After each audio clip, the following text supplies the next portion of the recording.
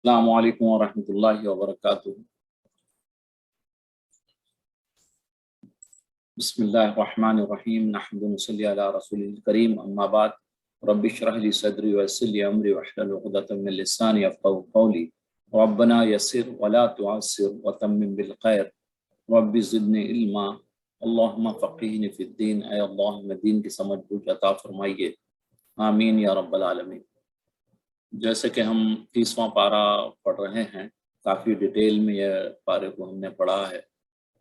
वजह मैंने कई दफ़ा अर्ज़ किया है कि ये अक्सर हमको याद है, तो थोड़ा सा बैकग्राउंड वगैरह उस जहन में नशीन हो जाए। तो ये 30वें पारे का हमारा 6ठी क्लास है। इंशाअल्लाह कोशिश करेंगे कि कल जो है मुकम्मल कुरान हो जाए, फिर थोड़ी सी उसमें दुआ की जाएगी इंशाअल्लाह। अऊज़ु बिल्लाहि मिनश शैतानिर रजीम। बिस्मिल्लाहिर रहमानिर रहीम। सूरह अल-बय्यिना, एविडेंस, क्लियर एविडेंस, जिसमें इंग्लिश में उसके माने हैं, लम यकुनिल लज़ीना कफ़रू मिन अहलिल किताबि वल मुशरिकीना मुनफ़क्कीना हत्ता तअतियहुमुल बय्यिना। जो लोग काफिर हैं यानी अहले किताब हों, यानी कि यहूद और नसारा और मुशरिक, वो कुफ्र से बाज रहने वाले ना थे जब तक कि इनके पास खुली दलील ना आती। रसूलुम मिनल्लाहि यतलू सुहुफ़म मुतहहरा, यानी अल्लाह के पैगंबर जो पाक और आख पढ़ते हैं, यानी कि कुरान मजीद जो अल्लाह ताला ने अता की है नबी करीम सल्लल्लाहु अलैहि वसल्लम को पढ़ पढ़ कर सुनाते हैं। फ़ीहा कुतुबुन क़य्यिमा, जिनमें मुस्तहकिम आयतें हैं, लिखी हुई हैं, जो खुली खुली आयतें हैं, जो अमल जो करना है, जिनसे रुकना है, सब सारी चीज़ें ज़िंदगी को गुजारने का जो है उसमें सारे मामलात दर्ज हैं। वमा तफ़र्रक़ल लज़ीना ऊतुल किताबा इल्ला मिन बादि मा जाअतहुमुल बय्यिना, और अहले किताब जो मुख्तलिफ हुए हैं, यानी कि बातों को नहीं मानते हैं, तो दलील वाज़ेह होने के बाद भी वो लोग जो है ना क्लियरली चीज़ें नबी करीम सल्लल्लाहु अलैहि वसल्लम बताने के बावजूद, अल्लाह ताला जो है अपनी किताब में नाज़िल करने के बावजूद भी वो जो है उन चीज़ों को नहीं मानते हैं। वमा उमिरू इल्ला लियअब्दुल्लाह मुखलिसीना लहुद्दीन हुनफ़ा व युक़ीमुस्सलाता व यूतुज़्ज़काता व ज़ालिका दीनुल क़य्यिमा। और इनको हुक्म तो यही हुआ था कि इखलास के साथ, अमल के साथ अल्लाह की इबादत करें और यकसुई बिल्कुल अल्लाह की तरफ मुतवज्जे होकर नमाज पढ़ें, खशू खशू के साथ। दूसरा कोई ख्यालात ना आए, कोई दूसरी चीज़ ना आए, नमाज पढ़ते हो सिर्फ अल्लाह ही सामने हो। जैसे नमाज की दो ये हैं कि कम से कम आप नमाज ऐसी पढ़ें कि अल्लाह आपको देख रहा है, या उससे ऊंचा दर्जा तो ये है कि हम अल्लाह को देख रहे हैं जब नमाज पढ़ते हो। ये कम से कम हमारी कैफियत इतनी तो होनी चाहिए कि हमारे हर टाइम वक्त ये ख्याल रहे कि हम नमाज हम पढ़ रहे हैं तो अल्लाह तबारक व तआला हम पर नज़र करम डाले हैं और हमारी नमाज को देख रहे हैं। तो जैसे आप, कोई आपका बॉस है या कोई बड़े हैं घर में, तो किस तरीके से हम ये करते हैं कि भाई कोई चीज़ गलत ना हो जाए, कोई चीज़ में जो है बेअदबी का मामला ना हो जाए, या माँ बाप हों तो उनके साथ बैठने में एहतियात करते हैं, बातचीत करने में एहतियात करते हैं। तो जब वो देख रहे हैं तो, वरना हम अपनी तरह से ज़िंदगी गुजारते हैं, कुछ भी बात करने में बेहतियाती कर देते हैं, अपने बैठने उठने में बेहतियाती करते हैं। लेकिन जैसे ही पता चल रहा है कि मेरे वालिद या मेरे बड़े मेरे को देख रहे हैं वहाँ से, तो बंदा जो है अपने कपड़ों को भी ठीक करता है और अपने कपड़ों को भी अच्छे रखता है। उसी तरीके से जो है अपने अमल को भी ठीक करता है। तो इसी तरीके अल्लाह तबारक ताला इतनी बड़ी ज़ात जो है हमारी तरफ मुतवज्जे होती है जब हम नमाज़ पढ़ते हैं। जब आपके ज़हन में ये बात होगी तो ना बंदा इधर-उधर ढूलेगा, ना हिलेगा, फिर अपने कपड़ों को भी बेहतरीन रखेगा, साफ़-सुथरा इस्तेमाल करेगा, अपने बदन को भी पाक साफ़-सुथरा रखेगा, और जो है उसकी जो है ज़हन और निगाह भी इधर-उधर नहीं हटेगी, क्योंकि पता है कि भई एक बड़ी ज़ात हमको देख रही है। तो ये असल जो है ना रिक्वायरमेंट है नमाज के लिए, और ज़कात देते हैं, और यही सच्चा दीन है।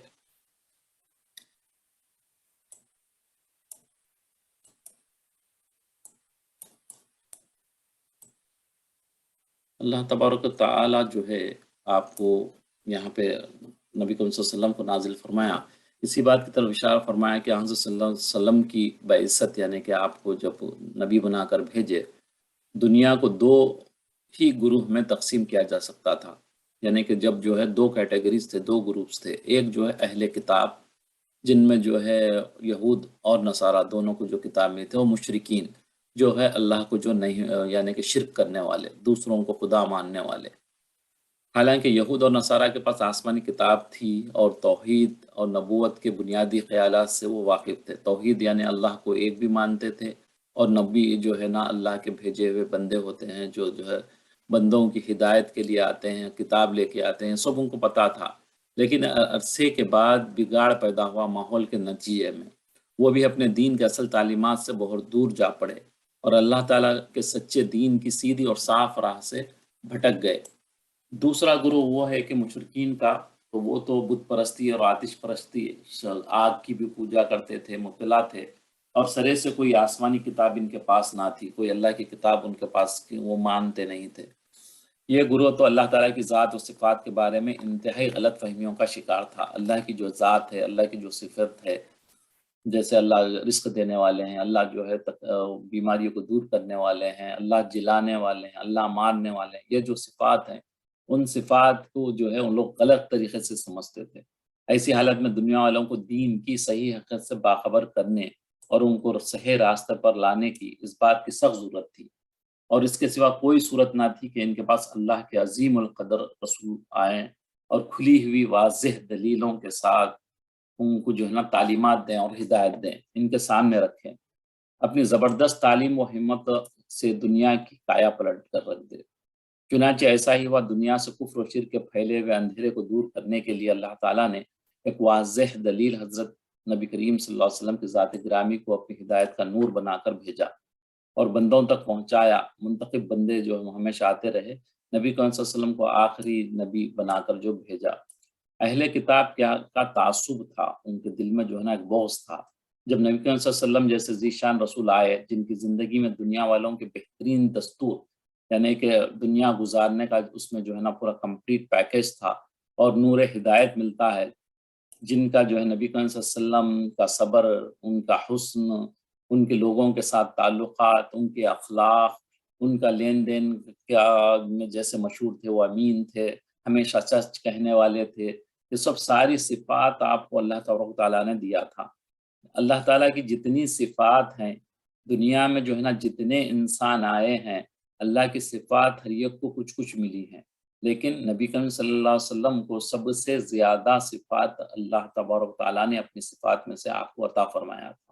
آپ رحم دل تھے، آپ جو ہے لوگوں کی مدد کرتے تھے، آپ جو ہے بہترین اخلاق والے تھے، کبھی آپ جھوٹ نہیں کہا، کبھی جو ہے کوئی گناہ کا کام نہیں کیا، یعنی کہ بہت سارے صفات نبی کریم صلی اللہ علیہ وسلم کیے تھے۔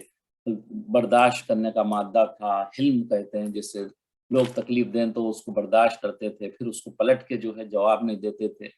اس قسم کی بہت ساری جو ہے آپ کی اللہ تبارک تعالیٰ نے جو ہے آپ کو مزین کیا تھا، ان چیزوں سے نوازا تھا۔ تو اور جب آپ ایسی روشن اور عظیم الشان کتاب لے کے آئے، جو ہے نا روحانی ترقی انسان کی اور دنیا کی ترقی پر لا کر کھڑا کر دینے والی ہے، تو ان اہل کتاب کو چاہیے تھا کہ ایسے رسول اور ایسی کتاب کے آنے پر کسی شک و شبہ نہ کرتے اور ان میں اختلاف نہ کرتے، بلکہ اس پر ایمان لاتے اور اس کی ہدایت کو قبول کرتے، اپنے اختلافات کو ختم کر کے سب ایک راستے پر آ جاتے۔ لیکن جو ہے نا انہوں نے یہ واضح دلیلیں آنے کے باوجود بھی اس راستے کو نہیں اپنایا۔ ان الذين كفروا من اهل الكتاب والمشركين في نار جہنم خالدین فیہا اولئک هم شر البریہ۔ تو پھر کیا ہوگا ان لوگوں کے، جو لوگ کافر ہیں، جو ایمان نہیں لائے، یعنی کہ اہل کتاب ہو، یہود ہو یا نصارہ ہو، وہ ان کا جو دین تھا وہ ختم ہو گیا، جو ہے جو پہلے جو آیا تھا، اس کے بعد جو ہے اللہ تبارک و تعالیٰ نے جو ہے نا یہ دین لایا، وہ پورا کینسل ہو گیا۔ جو پچھلا جو دین تھا، جیسے یہودی تورات پڑھتے تھے یا انجیل پڑھتے تھے، وہ کینسل ہو گیا۔ اب جو ہے نیا دین جو آ گیا ہے، اللہ تعالیٰ اس کو تبدیل کر کے، لوگ جب اس وقت کے تھے اس کے حساب سے جو دین بھیجا ہے اور قیامت تک کے لیے یہ دین کو رکھا ہے، تو اس پر جو ہے نا انہوں نے نہ اہل کتاب نے ایمان لایا اور نہ مشرکین جو شرک کرتے تھے، دوسروں کو لات اور عزا، اس قسم کے جو بتوں کو جو پوجتے تھے، 360 جو بت مکے میں جو تھے ان کو سب بت پوجتے تھے، اس کی پوجا کرتے تھے، اس کو معبود سمجھتے تھے، اس کو رزق دینے والا، اس کو جو ہے نا ہماری پریشانیوں کو دور کرنے والا یہ سمجھتے تھے۔ تو انہوں نے جب ایمان نہیں لایا تو ان کے لیے کیا ہے، وہ دوزخ کی آگ میں پڑیں گے، اور اس میں वैसे जाके वापस नहीं आएंगे या कुछ साल महीने नहीं रहेंगे, बल्कि हमेशा हमेशा उसमें रहेंगे। ये लोग सब मखलूक से बदतर हैं। यानी जानवर भी एक अल्लाह की मखलूक है, लेकिन वो मखलूक तो क्या होगी बेचारे, अगर वो उसने किसी को तकलीफ दी है, जैसे हमने पढ़ा है सींग वाला किसी बगैर बगैर सींग वाले गाय या बैल या जो है आप बकरी को मारा है, तो उसको फिर अल्लाह ताला जो बगैर सींग वाला था उसको सींग दे देंगे, फिर वो अपना बदला ले लेगा उससे, फिर वो जो है ना मट्ठी हो जाएंगे, तो उनका किस्सा खत्म हो जाएगा। लेकिन काफिर और मुशरिक जो जो है हमेशा हमेशा जहन्नुम में जलेंगे। इन्नल्लज़ीना आमनू व अमिलुस्सालिहाति उलाइका हम खैरुल बरिया, और जो लोग ईमान लाए और नेक अमल करते रहे वो तमाम खल्क़त से बेहतरीन है। इंसानों में, जानवरों में जितनी अल्लाह की मखलूक है, हालांकि हत्ता के उलमा कहते हैं कि फरिश्तों से भी अफजल इंसान है, क्योंकि इंसान में मादा है गुनाह करने का भी और नेकी करने का भी। उसको जो है नफ्स लगा हुआ है, उसके साथ चीज़ें लगी हुई हैं, हाजातें लगी हुई हैं, लेकिन फरिश्तों को तो नहीं है उसमें। वो तो सिर्फ अल्लाह जो हुक्म दिया है उनको वही करते रहते हैं, उसकी नाफरमानी नहीं करते। लेकिन इंसान में दोनों सिफतें हैं, नेकी की भी सिफत है उसमें, और जो है बुराई करने की भी सिफत है उसमें। उसमें मादा है, वो जो है ना गुनाह की तरफ भी माइल होता है और नेकी की तरफ भी जाता है। तो इसीलिए वो सब इस मखलूक से अफजल होगा। कब अफजल होगा? फिर वो ईमान लाए, फिर नेक अमल करे। पहले तो ईमान लाना शर्त है, उसके बाद फिर उस पर नेक अमल करे। तो वो अल्लाह तबारक तआला फरमा रहे हैं सबसे बेहतरीन जो पैदा हुए हैं मखलूक है उसमें सबसे बेहतर है। जज़ाउहुम इंदा रब्बिहिम जन्नातुन अदनिन तजरी मिन तहतिहल अनहारु खालिदीना फीहा। फिर उनके लिए क्या होगा, क्या सिला देंगे अल्लाह ताला? जब नेक अमल ईमान लाएंगे, नेक अमल करेंगे और जो है अपनी ज़िंदगी को अल्लाह और उसके रसूल के रास्ते पे चलाएंगे, तो उनको क्या है, फिर उनका सिला ये है कि परवरदिगार के यहाँ हमेशा रहने के बागात हैं, जन्नत है जिसके नीचे नहरें बहती होंगी। और उसमें क्या है कि जाके कुछ महीने साल रहने का नहीं है, हमेशा हमेशा रहेंगे उसमें। रज़ी अल्लाहु अन्हुम व रज़ू अन्हु ज़ालिका लिमन खशिया रब्बा। इसके लिए जो अपने परवरदिगार से डरता रहा। और ये सब किसके लिए? अल्लाह इनसे खुश हो गया, राज़ी हो गया अल्लाह ताला। उन्होंने जो ज़िंदगी अल्लाह की मान के नबी के रास्ते पे जो ज़िंदगी चल के गुजारी थी, तो अल्लाह उनसे खुश हो गया, राज़ी हो गया। राज़ी होने के बाद उन्हें जन्नत भी अता फरमा दिया, और जो है अल्लाह ताला जो है उनकी हमेशा हमेशा वाली जन्नत में डाल दिया उनको। एक हदीस में अनस बिन मालिक रज़ियल्लाहु ताला अन्हु से रिवायत है कि रसूलुल्लाह सल्लल्लाहु अलैहि वसल्लम हज़रत हबीब बिन कआब और एक दूसरे सहाबी हैं, फरमाया कि अल्लाह ताला ने मुझे हुक्म दिया है कि मैं तुम्हारे सामने, नबी करीम सल्लल्लाहु अलैहि वसल्लम फरमा रहे हैं, लम यकुनिल लदीन कफरू पढ़ो।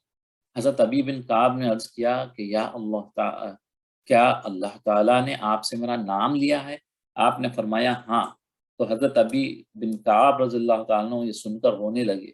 और एक दूसरी रिवायत में है कि ये सुनकर हज़रत अबी बिन कआब पर बेक़रारी के साथ रोते रहे और ज़बान से कलमात निकलते रहे। वक़द ज़करत इंद रब्बिल आलमीन।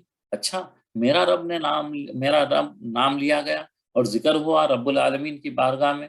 इस रिवायत से ये भी अंदाज़ा हुआ है कि हक़ ताला जल्ल शानहू की बारगाह में हज़रात सहाबा इकराम रज़ियल्लाहु ताला अन्हुम अजमईन की महबूबियत और मकबूलियत किस हद तक थी।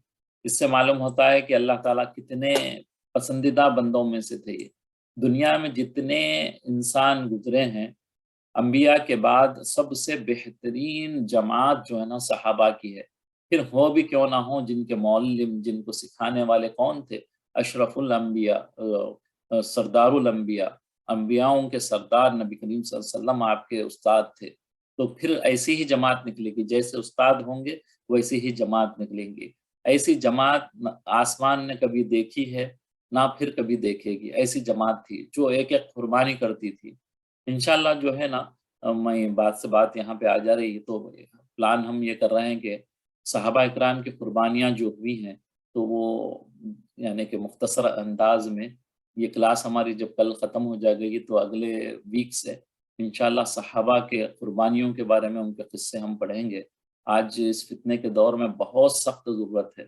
बच्चों को भी हम दूसरी चीज़ें सबके जानते हैं, कौन-कौन फ़िल्म स्टार है, कौन खिलाड़ी है, कौन क्रिकेटर है, कौन बैट्समैन है, और कौन से गेम में ज़्यादा बेहतर करता है, सबके हमको मालूमात हैं।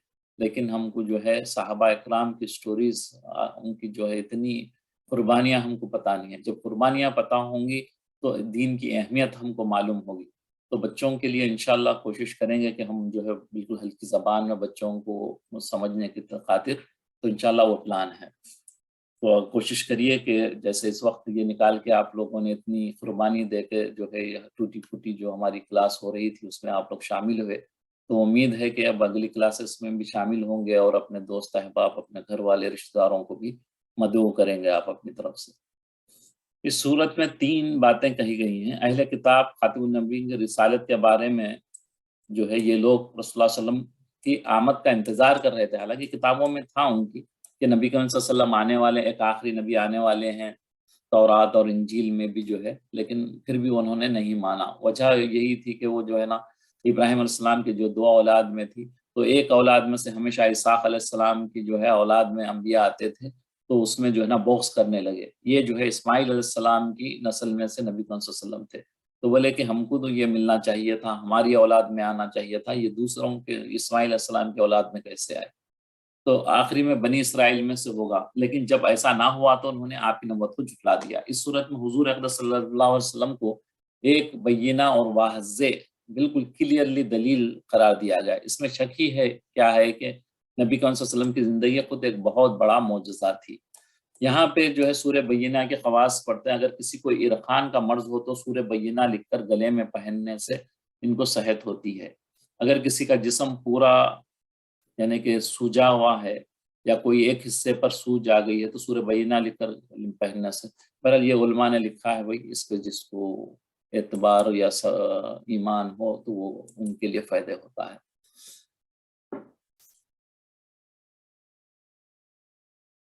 جزاک اللہ خیرن. آپ لوگ کلاس جوائن کرنے کا نہ کریں. بسم اللہ الرحمن الرحیم. اذا زلزلت الارض زلزالها، جب زمین میں بھونچال سے ہلا دی جائے گی. واخرجت الارض اثقالها، اور زمین اپنے اندر کے بوجھ نکال ڈال دے گی. جو اندر زمین میں جو ساری چیزیں ہیں وہ سب باہر نکل کے آ جائے گی. وہ جو انسان مرے ہیں یا پھر اور چیزیں ہیں وہ سب اللہ تعالیٰ باہر نکال دیں گے. وقال الانسان ما لها، اور انسان کہے گا کہ اس کو کیا ہو گیا، کیوں یہ سب ساری چیزیں باہر نکال دے رہا، آخر کیا بات ہے اس کو. یومئذ تحدث اخبارها، اس روز وہ اپنے حالت بیان کر دے گی. بِأَنَّ رَبَّكَ أَوْحَىٰ، کیونکہ تمہارے پروردگار نے اس کو حکم بھیجا ہے کہ سب ساری چیزیں نکال کے باہر کر دے. یومئذ یصدر الناس اشتاتا لیروا اعمالهم، اس دن لوگ گروہ ہو کر، گروپس ہو کر آئیں گے تاکہ ان کو ان کے اعمال دکھا دیے جائیں. گروپس میں آئیں گے، آ کے جو ہے اللہ تعالیٰ ان کو ان کے اعمال بتا دیں گے. وَمَن يَعْمَلْ مِثْقَالَ ذَرَّةٍ خَيْرًا يَرَهُ، تو جس نے ذرہ برابر بھی نیکی کی ہوگی وہ اس کو دیکھ لے گا. وَمَن يَعْمَلْ مِثْقَالَ ذَرَّةٍ شَرًّا يَرَهُ، اور جس نے ذرہ بھی برائی کی ہوگی وہ بھی دیکھ لے گا. جیسے آپ ایک نیکی ہلکی سی کسی کو مسکرا کے آپ نے دیکھا ہے تو وہ بھی وہاں پہ مل جائے گا. ایک چھوٹی سی آپ کی جو ہے نا نیکی ہے یہ کہ وہ بھی آپ وہاں پہ آ جائے گی. اور کسی کو آپ نے غصے سے دیکھا تھا، یعنی کہ ذرہ برابر کوئی برائی تھی وہ غصے سے بھی دیکھا تھا، وہ بھی جو ہے وہاں پہ آپ کو یعنی کہ مثال کے طور پر بتا رہا ہوں کہ یہ سب چھوٹی سے چھوٹی اور بڑی سے بڑی جو بھی سب وہاں پر آ جائے گی. نیکی چھوٹی ہو یا آپ کی برائی چھوٹی ہو وہ بھی آ جائے گی. یہ زمین اپنی سخت ہلا دی جائے گی. زمین جو ہے قیامت ہلا دی جائے گی. اسی سے اس صورت کا نام زلزلۃ الزلزال رکھا ہوا ہے، جس میں قیامت کے دن میں زلزلہ آتا ہے. سورہ کی فضیلت میں ترمذی کی ایک حدیث میں حضرت انس اور حضرت ابن عباس دونوں نے روایت کی ہے کہ رسول اللہ صلی اللہ علیہ وسلم نے فرمایا اذا زلزلت النصف قرآن کے برابر ہے، آدھی قرآن کے برابر ہے. والقل هو اللہ احد 1/3 قرآن کے برابر ہے. اور قل یا ایھا الکافرین 1/3 مینس 1/3، 1/4 مینس 1/4 قرآن ہے. ترمذی کی ایک اور روایت میں آیا ہے کہ اذا زلزلت 1/4 قرآن ہے. امام جزری نے لکھا ہے کہ چوتھائی قرآن ہونے کا مطلب یہ ہے کہ قرآن میں 4 چیزیں ہیں. ٹوٹل جو قرآن ہے آپ کا 4 چیپٹرز، اس کو اگر آپ موٹے موٹے بنا دیں، بڑے بڑے چیپٹرز بنا دیں گے تو 4 چیپٹرز ہیں، جس میں ایک تو ہے زندگی، انسان کیسے گزارنا ہے. موت ہے، موت کے بعد کیا ہونے والا ہے وہ چیزیں ہیں. پھر حشر، حساب ہے. یہ 4 چیزیں ہیں. اور اس صورت میں صرف حساب کا معاملہ ہے، اس لیے اس کو کیا ہے نصف کہا ہے، قرآن کے برابر ہے. 1/4 ہے بول رہے ہیں تو اس کا مطلب ہے کہ یہ 4 ٹاپکس میں سے ایک ٹاپک ہے اس میں، اس لیے جو ہے اس کو 1/4 کہہ رہے ہیں۔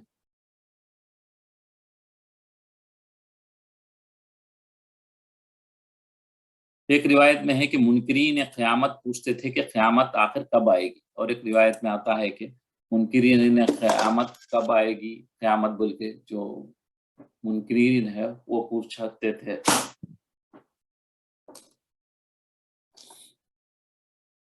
اس سوال کے جواب میں یہ صورت نازل ہوئی، اور ایک رات گزری تھی کہ اس کا نزول ہوا۔ رسول اللہ صلی اللہ علیہ وسلم نے فجر کا انتظار نہ فرمایا، اسی وقت گھر سے باہر تشریف لائے اور اس کی تعلیم فرمائی۔ ایک حدیث میں اس کی آخری آیت کو گویا پورے کلام اللہ کا خلاصہ ہے، یعنی کہ پورا قرآن کا نچوڑ جو ہے آخری کی ایک روایت میں ہے، ایک آیت میں فرما رہے ہیں۔ آخری کا جو ہے پورا ایک آیت میں قرآن کا پورا نچوڑ ہے اس میں۔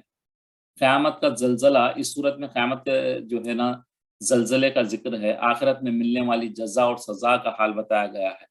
قیامت کی اصل حقیقت کیا ہوگی اس کا ٹھیک سمجھ لینا تو اس لیے ممکن نہیں کہ اب تک انسانی تجربہ جو بھی کیے ہیں ایسا کوئی واقعہ آیا ہی نہیں، انسان نے کبھی دیکھا ہی نہیں۔ چلو بھائی ایک دفعہ آئی تھی تو پھر دوبارہ پتہ چلے گا کہ ایسی ہوگی، لیکن ہم نے دیکھا ہی نہیں ایک دفعہ آئے گی قیامت، تو اسی لیے پتہ ہی نہیں کہ قیامت کیسے آئے گی، جس کو مثال بنا کر وہ اس ہونے والے واقعے کو سمجھ سکے۔ اس لیے اس واقعے کو سمجھانے کے لیے ان باتوں کا ذکر کیا جاتا ہے کہ جس سے انسان جانتا ہے، جو انسان جانتا ہے۔ چنانچہ قیامت کے کتنے ہی مناظر قرآن پاک میں پیش کیے گئے ہیں، ان میں سے ایک شکل وہ بھی ہے جسے ہم ایک شدید زلزلہ جو ہے نا بھوکم جسے کہتے ہیں وہ آئے گا، جس میں زمین اچانک ہلنے لگے گی اور اس کی وجہ سے طرح طرح کی تباہی آتی ہے، مکان گر جاتے ہیں، زمین پھٹ جاتی ہے، پہاڑ گرنے لگتے ہیں، اور سورج میں اسی شکل کا ذکر کیا گیا ہے۔ اس صورت میں کیا ہے، اسی شکل کا یہ جو ہوگا اسی کے بارے میں ذکر کیا گیا ہے۔ چنانچہ اذا زلزلت الارض زلزالہا، جب زمین ایک سخت زلزلے سے ہلا دی جائے گی، یہ کیفیت پہلا سور پھونکنے کے وقت ہوگی، ہر جاندار ہلاک ہو جائے گا، اور معلوم نہیں کب تک دنیا اسی حالت میں ہو۔ مرنے کے بعد جو وہ ہلاک ہوں گے کتنے سال پڑے رہیں گے کوئی نہیں جانتا، اللہ جانتے ہیں۔ اس کے بعد پھر دوبارہ سور پھونکا جائے گا، جب سور دوبارہ پھونکا جائے گا، جب دوبارہ سور پھونکا جائے گا، پھونکنے کے دوسری مرتبہ جب سور پھونکنے کا حکم ہوگا، جبکہ تمام انسان زندہ کر کے اٹھائے جائیں گے۔ اسی کو فرمایا گیا کہ وَأَخْرَجَتِ الْأَرْضُ أَثْقَالَهَا، اور زمین اپنا بوجھ باہر نکال دے گی، جتنے مرے ہوئے لوگ ہیں ان کو سب کو زمین باہر نکال کے پھینک دی، یعنی زمین کے طبقات میں جس قدر بھی بوجھل چیزیں ہیں اور دوسرے خزانے بھی جیسے سونا، چاندی، ہیرے، جواہرات اور جو بھی چیزیں منرلز ہیں، وہ سب سارے میٹلز ہیں، وہ سب سارے جو ہے باہر نکال کے پھینک دے گا۔ انسان کی حیرت ہوگی، وہ کہیں گا کہ بھئی یہ کیا ہوگا۔ مفسرین نے لکھا ہے کہ یہاں انسان سے کافر انسان مراد ہے، کیونکہ ان کو خبروں سے اٹھنے کی امید ہی نہ ہوگی، کیونکہ انہوں تو بولتے تھے مٹی ہو گئے خلاص بولتے تھے، لیکن مومن کو تو سب معلوم تھا یہ ہونے والا ہے، لیکن کافر جو ہے وہ ان کو پتہ نہیں تھا، اس لیے قبر سے اٹھنے کے وقت وہ یہ بات کہے گا، اور مومن کہے گا یہ وہی ہے جس کا اللہ نے میرا وعدہ کیا تھا اور پیغمبروں نے سچ کہا تھا۔ زندہ ہونے والا انسان حیرت زدہ ہو کر کہے گا کہ زمین کو کیا ہو گیا کہ اس نے اپنے اندر کی تمام چیزیں ایک دم باہر پھینک دی ہیں۔ زمین سب حالات بیان کر دے گی۔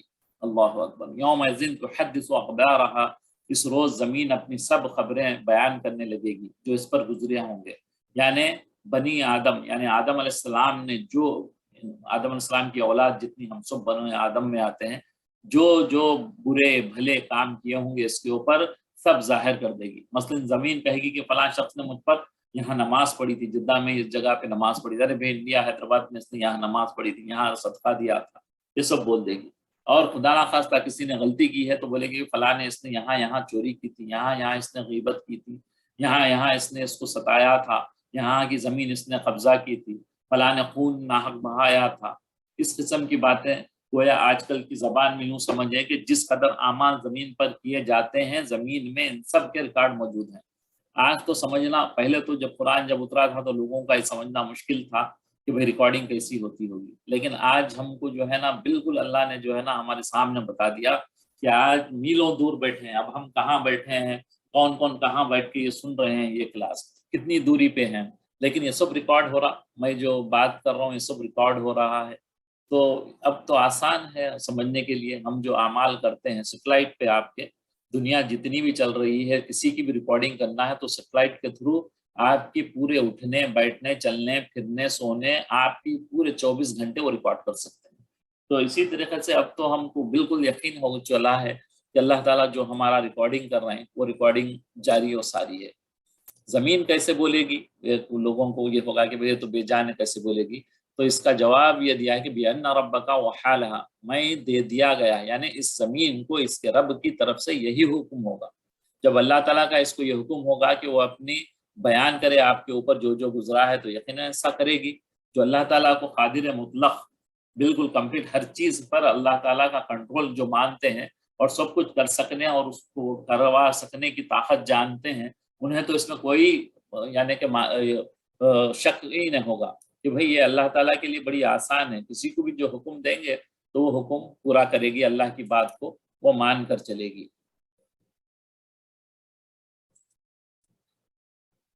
العادیات، ریسرس، جو گھوڑے جو دوڑ لگاتے وہ ریسرس ہے.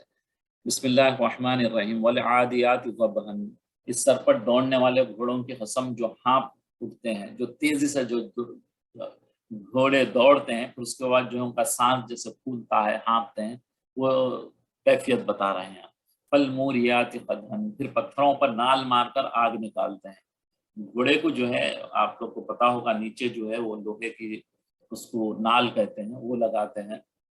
تو وہ جو ہے زمین پہ جب چلتا ہے تو وہ چنگاری اس سے نکلتی ہے. فالمغیرات صبح، پھر صبح کو چھاپا مارتے ہیں. فاثرن به نقعا، پھر اس میں گرد اٹھاتے ہیں. فوسطن به جمعا، پھر اس وقت دشمن کی فوج میں جا گھستے ہیں. پورے گھوڑوں کی صفات بیان ہو رہے ہیں. ان الانسان لربه لکنود، کہ انسان اپنے پروردگار کا احسان فراموش ہے، ناشکرا ہے. اللہ تعالیٰ اتنی نعمتیں دینے کے بعد اس کا شکر ادا نہیں کرتا. وَإِنَّهُ عَلَىٰ ذَلِكَ لَشَهِيدٌ، اور وہ اس سے آگاہ بھی ہے، یہ سب جانتا ہے لیکن پھر بھی وہ شکر ادا نہیں کرتا. وَإِنَّهُ لِحُبِّ خَيْرِ لَشَدِيدٌ، وہ تو کیا ہے مال سے خوب محبت کرنے والا ہے، مال دولت سے وہ محبت کرنے والا ہے. افلا یعلم اذا بعثر ما فی القبور، کیا وہ اس وقت کو نہیں جانتا جو مردے قبروں میں سے باہر نکل کے آئیں گے؟ کیا وہ نہیں جانتا کہ مرنے کے بعد اسے پھر دوبارہ زندہ کیا جائے گا؟ وحصل ما فی الصدور، اور جو کچھ اس کے دلوں میں بھید ہوں گے وہ سب ظاہر کر دیں گے.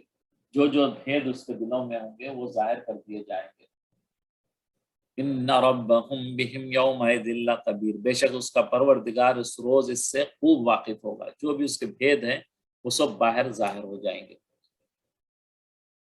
عادیات، عادیہ کی جو ہے نا یہ پلورل ہے، اس کے جو ہے تیز دوڑنے والے گھوڑوں کو کہتے ہیں، کیونکہ اس سورج میں عادیات یعنی جنگ کے تیز دوڑنے والے گھوڑوں کی وفاداری اور اپنی جان نچھاور کرنا، جان اپنی دے دینا اپنے مالک کے لیے، اس کی وجہ سے اس کا نام عادیات رکھا ہے. مجاہدین کے گھوڑوں کی 5 صفات ہوتی تھی. عرب چونکہ لڑائی اور جنگ کے دلدادہ تھے، وہ بہت پسند کرتے تھے، اس لیے عربوں کی زندگی میں نزول قرآن کے وقت گھوڑے کو بڑی اہمیت تھی. اس لیے انہیں بات سمجھانے کے لیے جنگی گھوڑوں کی مثال پیش کی. اس وقت گھوڑوں کو بہت زیادہ وہ لوگ یہ کرتے تھے، تو اسی لیے اس کی نسبت سے اس وقت کے حالات کے حساب سے اللہ تعالیٰ نے جو ہے یہ مثالیں دی ہیں. اللہ تعالیٰ نے بہت سے جانور میں ایسی خصلت رکھ دی ہے کہ جو انسان کے لیے بھی پسندیدہ خصلت مانی جاتی ہے. تو یہاں گھوڑوں کے 5 کوالٹیز بتائے ہیں.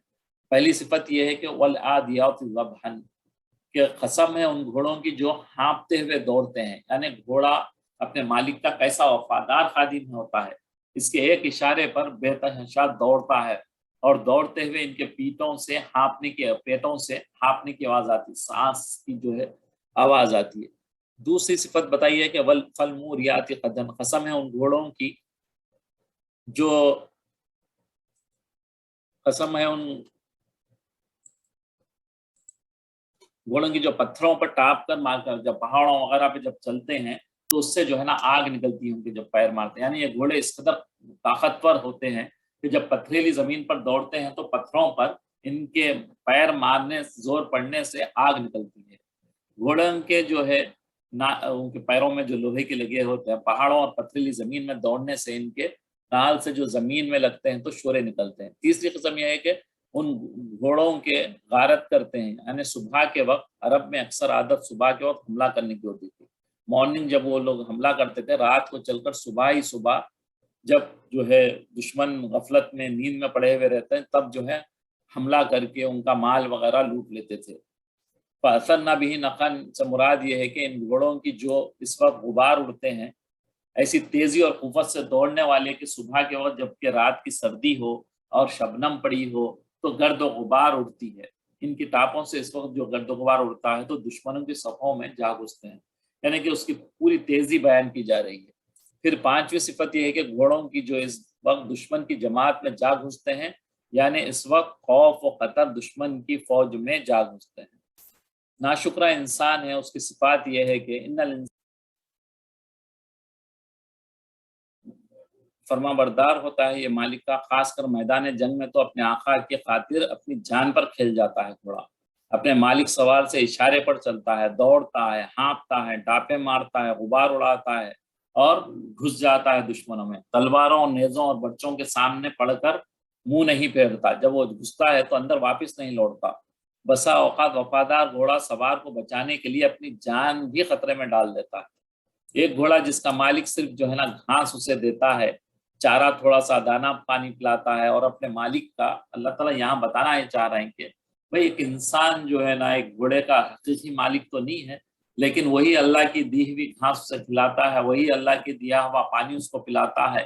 وہ اپنے مالک کا اتنا وفادار ہوتا ہے، اپنی جان پر کھیل کر اپنے مالک کے لیے جو ہے نا اس کی جان بچاتا ہے، اور کس قدر اپنے فرض جو اس کو ہے، اس کا فرض ہے کہ مالک کی جان بچانا، مالک کی وفاداری کرنا، اس کو نبھاتا ہے۔ مگر یہ کافر انسان جس کو اس کے مالک کی حقیقی یعنی اللہ سے بے شمار نعمتوں سے مالا مال کیا ہے، جو اس مالک حقیقی کی دی ہوئی روزی دن رات کھاتا پیتا ہے، جس کی وجہ سے راحت اور آرام ملتا ہے، طرح طرح کے سامان اس کے پاس ہیں، لیکن اللہ تعالیٰ اس کو مہیا کرتے ہیں، جس کو اس کے مالک حقیقی نے ذہن بھی دیا ہے، علم بھی دیا ہے، عقل بھی دیا ہے، طاقت بھی دیا ہے، نیک و بد میں تمیز کا مادہ بھی دیا ہے۔ انسان کو پتہ چلتا ہے جب برائی کرتا ہے تو اسے معلوم ہوتا ہے کہ بھئی یہ برا کام ہے، دل میں آپ کے آتا ہے، چاہے کوئی بھی ہو، اس کے دل میں معلوم ہوتا ہے کہ بھئی اب کافر بھی جب ہے، جب وہ چوری کرتا ہے تو اس کے دل میں آتا ہے کہ بھئی میں برا کام کر رہا ہوں۔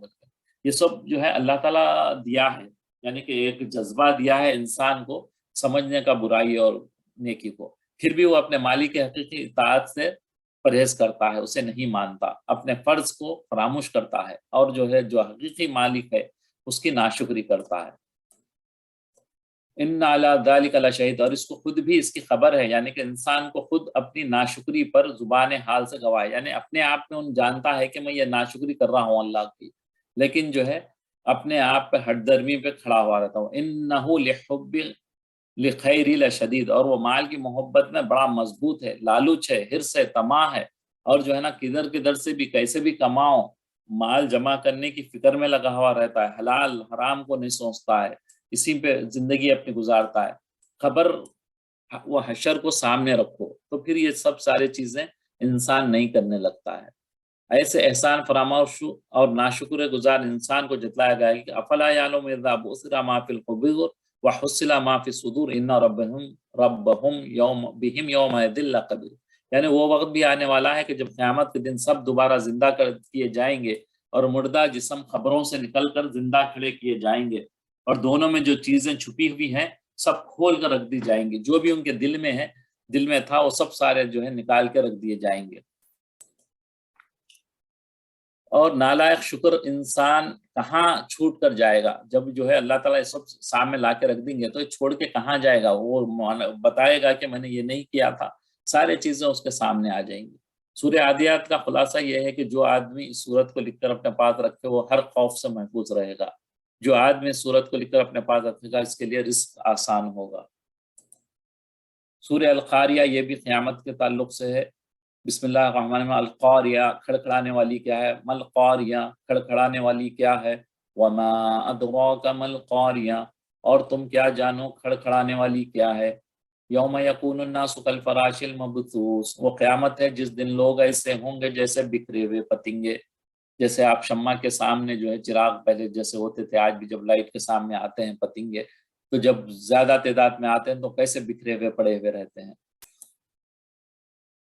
وَتَكُونُ الْجِبَالُ كَالْعِهْنِ الْمَنْفُوشِ، اور پہاڑ ایسے ہو جائیں گے جیسے دھنی ہوئی روئی جیسے ہوا میں جیسے اڑتی ہے، جو پہلے جو ہے نا روئی سخت ہو جاتی تو اس کو ایک لوگ آ کر اسے دھننا بولتے تھے، تو اس سے جو ہے روئی اڑنے لگتی تھی، تو وہاں ذکر یہی ہے کہ پہاڑ اتنے مضبوط جو ہے اڑنے لگیں گے۔ فَأَمَّا مَنْ ثَقُلَتْ مَوَازِينُهُ، تو جس کے اعمال کے وزن بھاری ہوں گے، اعمال جو ہے گنے نہیں جائیں گے لیکن تولے جائیں گے اعمال، فَهُوَ فِي عِيشَةٍ رَاضِيَةٍ، وہ دل پسند عیش میں رہیں گے۔ وَأَمَّا مَنْ خَفَّتْ مَوَازِينُهُ، اور جس کے وزن ہلکے نکلے، فَأُمُّهُ حَاوِيَةٌ، اس کا جو ہے حاویہ ٹھکانہ ہوگا۔ وَمَا أَدْرَاكَ مَا هِيَ، پھر اللہ تعالیٰ ہی فرما رہے ہیں کہ یہ حاویہ جو بول رہے ہیں وہ کیا ہے، تم کیا سمجھے کہ حاویہ کیا چیز ہے؟ نار حامیہ، دہکتی ہوئی آگ ہے، یہ کیا ہے؟ دہکتی ہوئی آگ ہے جس میں جو ہے جن کے اعمال ہلکے ہوں گے اسے جو ہے اس میں ڈالا جائے گا۔ یہ جو قیامت کے نام ہے کھڑکھڑانے والی، یہ تو سبھی آپ کو بھی پتا ہوگا۔ تو ہم آگے میدان حشر کا ایک منظر یہاں بتایا گیا ہے کہ یوم یکون الناس کالفراش المبثوث، جس دن لوگ میدان حشر میں پریشان پروانوں کی طرح ہو جائیں گے، یعنی جیسے برسات کے دنوں میں پتنگے کیڑے مکوڑے ڈھیر کے ڈھیر نکل پڑتے، بہت سارے نکلتے ہیں، اور دیکھنے میں معلوم ہوتا ہے کہ جیسے سارے میدان میں یہی بکھرے ہوئے ہیں۔ بس اس منظر سے ملتا جلتا وہ منظر ہوگا جب تمام انسان دوبارہ زندہ کیے جائیں گے، اور ہر طرف جو ہے نا یعنی کہ کیا بولتے ہیں، بڑے بڑے گروپس، غول کہتے ہیں اردو میں اس کو، بہت سارے لوگ جمع میدان حشر میں ہوں گے۔ آپ اندازہ کریے آدم علیہ السلام سے لے کے آخری انسان تک سب جمع ہوں گے تو کتنی بڑی بھیڑ ہوگی، بے قراری اور بے تابی میں ادھر ادھر بھاگیں گے، وہ جیسے پتنگے جیسے ادھر ادھر گھومتے پھرتے ہیں، وہ منظر یہاں پہ پیش کیا گیا ہے۔ پھر جو ہے روئی کی طرح جو ہے آپ کے اتنے بڑے بڑے پہاڑ ہوتے ہیں، اتنے مضبوط ہوتے ہیں، اور رنگ برنگے پہاڑ ہیں آپ کے، کہیں کالا ہے، کہیں سفید ہے، کہیں جو ہے ہلکا بھورا رنگ کا ہے، تو یہ سب رنگین روئی کی طرح اڑنے لگیں گے، اس لیے جو ہے وہاں پہ الجبال کالعہن المنفوش کہا گیا ہے، چنی ہوئی دھیم کے جگہ۔ فاما من ثقلت موازینہ، جس کے جو ہے وزنی ہوں گے اعمال نامہ، وہ جو ہے تولے جائیں گے، گنے نہیں جائیں گے، بلکہ نماز روزہ زکوٰۃ جو بھی ہوں گے وہ ترازو میں تولے جائیں گے، جس کے وزنی ہو جائیں گے اسے جنت ملے گی، اللہ راضی ہوگا، جس کے ہلکے ہو جائیں گے اسے جو ہے اللہ ناراض ہوگا اور اسے جہنم میں اللہ تعالیٰ ڈالیں گے، دہکتی ہوئی آگ میں ڈالیں گے۔ وہ کیا ہے؟ حاویہ کیا ہے؟ ایک بہت بڑا گڑھا ہے جس میں جو ہے آگ جلتی ہوگی، جہنم کے گڑھا کا نام حاویہ ہے، اس گڑھے میں بہت آگ جلتی ہوگی، اس میں اسے ڈالا جائے گا۔ التکاثر، یہ جو ہے نا ایک دوسرے سے جو آگے بڑھنے کی جو ہوتی ہے نا اس کو تکاثر کہتے ہیں۔ الحاکم التکاثر، لوگوں تم کو مال کی بہت سی طلب نے غافل کر دیا، ایک دوسرے سے آگے بڑھنے کی زندگی میں ہم جو ہے نا آخرت کو بھول بیٹھے، اور کہاں تک بھول بیٹھے اللہ فرما رہے ہیں حتی زرتم المقابر، یہاں تک کہ تم نے اپنی قبر جا دیکھے۔ اتنی دوڑ دھوپ میں انسان لگا ہے، صبح اٹھتا ہے تو جو ہے نا اپنے مال دولت جمع کرنے، اپنی اولاد اپنے گھر والوں کی فکر میں لگ کے زندگی گزارتا ہے، زندگی گزار کے آخرت کو بھولتا ہے، یہ برا ہے۔ زندگی گزارنا تو ہے، ان کے لیے کمانا تو ہے، ان کا حق ادا کرنا تو ہے، ان کی اچھی زندگی دینے کا تو ہے، لیکن اس کو اپنے ساتھ ساتھ نبی کے طریقے پہ اللہ کے حکموں پہ چل کے جو ہے زندگی گزارنا ہے۔ لیکن اکثر یہ ہوتا ہے کہ جب یہ چیزیں کرنے لگتا ہے تو بندہ جو ہے 90% بھول جاتا ہے، اللہ کو بھی بھول جاتا ہے، اللہ کے طریقے بھی بھول جاتا ہے۔ اسی لیے یہاں فرما رہے ہیں کہ حتی زرتم المقابر، یہاں تک کہ تم خبر میں جا پہنچے، اتنی بھاگ دوڑ کی تم نے اپنی زندگی میں، تم بھولا بیٹھے مجھے اور میرے نبی کو، اور تم جا کے خبر میں جانے تک بھلا دیے تم نے۔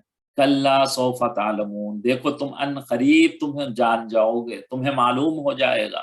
ثم کلا سوف تعلمون، پھر فرما رہے ہیں کہ پھر دیکھو تمہیں ان قریب، بالکل ویری سون تم کو پتا چل جائے گا کلا لو تعلمون علم الیقین، دیکھو اگر تم جانتے علم یقین پکا تم کو یقین ہوتا رکھتے تو غفلت میں نہیں پڑتے، تم کو معلوم ہوتا پکا تم یقین کرتے، تمہیں معلوم تھا لیکن تم اعمال ایسے نہیں کیے جیسے تمہیں معلوم تھا، بس تو ہم کو معلوم ہے مرنا ہے لیکن پھر بھی جو ہے نا ہم اپنی دنیا کی دوڑ میں لگے ہوئے ہیں، تو یہ ہم جو ہے نا انکاری ہیں، پریکٹیکلی انکار کر رہے ہیں، تھیوری سے ہم مان رہے ہیں اس بات کو لیکن پریکٹیکلی ہم اس کو ڈینائی کر رہے ہیں۔ تو یہاں پہ یہی فرما رہے ہیں کہ دیکھو اگر تم جانتے پکا تم کو یقین تھا تو پھر تم یہ کام نہیں کرتے، لَتَرَوُنَّ الْجَحِيمَ، تم ضرور بضرور دوزخ کو دیکھو گے، ثُمَّ لَتَرَوُنَّهَا عَيْنَ الْيَقِينِ، پھر اس کو ایسا دیکھو گے کہ تم کو یقین آ جائے گا، تم انکار ہی نہیں کریں گے، کیونکہ جب تم آنکھوں سے کوئی چیز دیکھ لیں گے جہنم کو تمہیں پتا چل جائے گا یہ کیا چیز ہے۔ ثُمَّ لَتُسْأَلُنَّ يَوْمَئِذٍ عَنِ النَّعِيمِ، پھر اس روز تم سے شکر نعمت کے بارے میں پرستش ہوگی، تم سے سوال کیا جائے گا۔ علماء نے لکھا ہے کہ حتیٰ اگر آپ نے ٹھنڈا پانی پیا ہے تو اس ٹھنڈا پانی کے بارے میں بھی آپ سے سوال ہوگا۔ اللہ اکبر، یعنی ہم آج اپنی جسم میں باڈی میں دیکھیں کتنی نعمتیں ہمارے پاس ہیں، کیا ہم ان نعمتوں کا شکر ادا کر رہے ہیں؟ کس حال میں ہم ادا کر رہے ہیں؟ کتنا ہم شکر ادا کر رہے ہیں؟ ابھی تو ہم روتے ہی رہتے ہیں اللہ کے اوپر، ارے فلاں نے مجھے یہ چیز نہیں دیا، اس کو تو وہ ملا، میرے کو یہ فلاں نے یہ چیز دیا، میرے کو یہ بیماری دے دیا، میرے کو یہ تکلیف دے دیا۔ کبھی ہم نے دیکھا ہم سے زیادہ جو بیمار ہاسپٹلوں میں پڑے ہیں ان کو دیکھ کر کبھی ہم نے شکر ادا کیا؟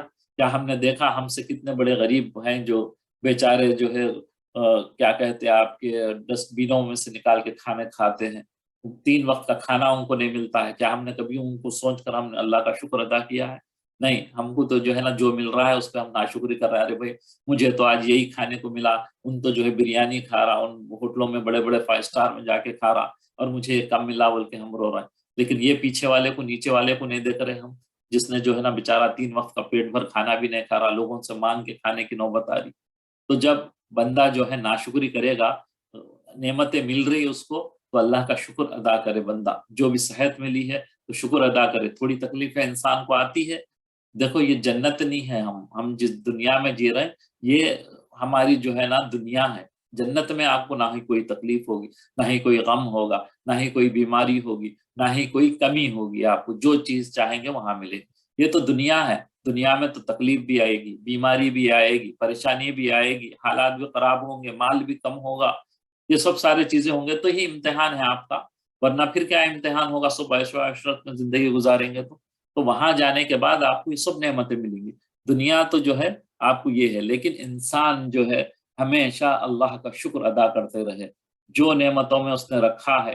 میں نے اس سے پہلے بھی عرض کیا تھا کہ بندہ رات میں سونے سے پہلے اللہ کی ایک ایک نعمت کو یاد کرے، اللہ کی ایک ایک نعمت کو گنوائے زبان سے، خاص طور سے اللہ نے میرے والدین مجھ کو دیا ہے، الحمدللہ تیرا شکر ہے میرے مولا، اللہ نے تو مجھے گھر دیا ہے رہنے کے لیے، اللہ تیرا شکر ہے، میرے گھر والے دیا ہے، گھر والی دی ہے، اللہ تیرا شکر ہے، تو نے مجھے دیا، تو مجھے یہ بیٹا دیا، فلاں نام بول کے بولیے آپ، میں تو یہ کہتا ہوں میرے کو یہ بیٹا دیا، تیرا شکر ہے میرے مولا، مجھے یہ بیٹی دی تو نے میرے مولا، تیرا شکر ہے میرے مولا، مجھے تو نے کھانے کو دیا، مجھے فین دیا، مجھے اے سی دیا، مجھے الیکٹریسٹی دیا، مجھے کپڑے دیا، ایک ایک چیز کو بولے آپ، یہ عادت ڈالیں، 5 منٹ 3 منٹ 2 منٹ جو بھی بستر پہ لیٹیں تو اللہ کا شکر ادا کریں، اے اللہ تو نے کیا کیا مجھے نعمت عطا نہیں کی، پھر اس کو دعا کریں کہ اللہ میری نعمتوں کو اضافہ کر اور اس کا سوال نہ کر مجھ سے، جو تو نے مجھے نعمتیں دیا آخرت میں مجھ کو اس کا سوال نہ کر مجھ سے، میں تو اس سوال کے جواب دینے کے لائق نہیں ہوں۔ اس صورت کی فضیلت کی ایک حدیث معلوم ہوتی ہے، ابن عمر کی روایت ہے کہ رسول اللہ صلی اللہ علیہ وسلم نے فرمایا کہ تم میں سے کسی میں طاقت نہیں کہ کوئی 1000 آیت پڑھ سکے۔ صحابہ نے عرض کیا 1000 آیت روز کون پڑھ سکتا ہے؟ تو آپ صلی اللہ علیہ وسلم نے فرمایا کہ تم میں سے کوئی روز الحاکم التکاثر بھی نہیں پڑھ سکتا۔ تو معلوم ہوا کہ تنہا اس سورت کی تلاوت گویا 1000 آیت کی تلاوت ہے۔ جس بندے کو جو ہے آپ کا آخر کا آدھا پارا یا پاؤ پارا کسی کو یاد ہے، اکثر کو تو یاد ہوتا ہے، کوشش بھی کرنا چاہیے، کسی کو یاد نہیں ہے تو روزانہ 1 آیت بھی پڑھیں گے تو یاد ہو جائے گا۔ تو آپ بندہ جو ہے نماز پڑھ کے تھوڑی دیر اگر سے 5-7 منٹ بھی اگر بیٹھ جائے تو آخری کی آپ آیتیں آخری کی صورتیں پاؤ پارا پڑھ سکتے ہیں روزانہ. تو دیکھیے آپ کتنی نعمتیں آپ کو، الہاکم التکاثر اس میں آ جاتا، قل هو اللہ احد آ جاتا، یہ ساری صورتیں آتی ہیں، ان کی کتنی بڑی فضیلت ہے. ایک پڑھنے پر آپ 1000 آیت، کتنی منٹ لگتے ہوں گے الہاکم التکاثر پڑھنے کے لیے؟ 2 منٹ، 2 منٹ لگتے ہوں گے بمشکل. تو آپ کو 1000 آیت کا اجر ملتا ہے. تو یہ ہم کو کوشش کرنا چاہیے ان چیزوں پر عمل کرنے کی. حضرت شاہ عبد العزیز محدث دہلوی رحمۃ اللہ علیہ فرماتے ہیں، قریش کے قبائل بنی عبد المناف اور بنی سہم میں سے ہر قبیلے نے کہا کہ ہم میں سرداری ہے، عزت مند آدمی تم میں سے زیادہ ہیں اور ہماری تعداد بھی تم سے زیادہ ہے، لہٰذا سردی ہمارا حق ہے، سرداری ہمارا حق ہے. کتنی گنتی کی تو جو ہے نا عبد المناف 2 قبیلے تھے، 2 قبیلے جو ہے نا سرداری کے لیے گننا، جس کے زیادہ لوگ ہوں گے وہ سرداری کرے گا. تو جب دونوں کے گنے عبد المناف تھے اور جو ہے نا قریش کے تھے، پھر کہنے لگے کہ اب ہم ان کے جب کم پڑ گئے، عبد المناف زیادہ ہو گئے جو قریش کے جو قبیلہ بننے والا تھا، تو بولے کہ نہیں، ہم مردوں کو بھی جا کے گنیں گے. تو یہ لوگ جا کے جو ہے نا مردوں کو گنے، بنی سہم والے، تو ان کی تعداد بڑھ گئی. دور جاہلیت میں ان کی تعداد زیادہ تھی، جب پہلے جاہل لوگ تھے تو اس وقت ان کی تعداد زیادہ تھی. اس بےہودہ تفاخر کی برائی پر ایک آگے بڑھنے کو جو انہوں نے گن رہے تھے، تو اس کی وجہ سے یہ صورت نازل ہوئی. اور اس میں جو ہے ان کو وارن کیا گیا کہ کثرت مال ہو، مال زیادہ ہو یا دولت زیادہ ہو یا عزت زیادہ ہو، تو اس پہ ناز نہیں کرنا چاہیے. یہ چیزیں قابل فخر چیزیں نہیں ہیں. اصل چیزیں قابل فخر کیا ہے؟ آپ کو ایمان پہ ہو انسان، جو دنیا کی طلب میں ہمیشہ سرگرداں ہو اور ہر آن اسی دھن میں لگا ہوا رہتا کہ دنیا، ساز و سامان، عزت، مال، دولت بڑھانے کی زیادہ حاصل کیا جائے. چنانچہ سورے میں اس طرح کی گئی، الحاکم التکاثر حتی زرتم المقابر، یہاں تک کہ تم سامان کی جو ہے ایک دوسرے کی جو ہے اس میں پڑ گئے، لیکن اصل تمہاری جو ہے موت تک بھی تم نے جو ہے اس کو کسب مال کی حدود بھی مقرر کی گئی ہیں. مگر یہاں ایک ضروری بات یہ ہے کہ حاجت کے لحاظ سے، جیسے میں نے ذکر بھی کیا ہے لیکن پھر یہاں حضرت نے لکھا ہے تو وہ پڑھ دیتا ہوں میں، ضروریات دنیا کا مال حاصل کرنے کی کوشش کرنا نہ کوئی بری بات ہے اور نہ اس کی منع کیا گیا ہے، بلکہ عین ثواب ہے اور عبادت ہے کہ اگر نیت اور عمل صحیح ہو. اور بہت سے کار خیر آخرت کی سعادتیں حاصل کرنے کے لیے، یعنی کہ آپ مال کما رہے ہیں، مال کمانا، حلال کما کر اپنی اولاد، اپنی بیوی، بچوں کو کھلانا، یہ اجر کا ہے اور اجر ملے گا اس کو.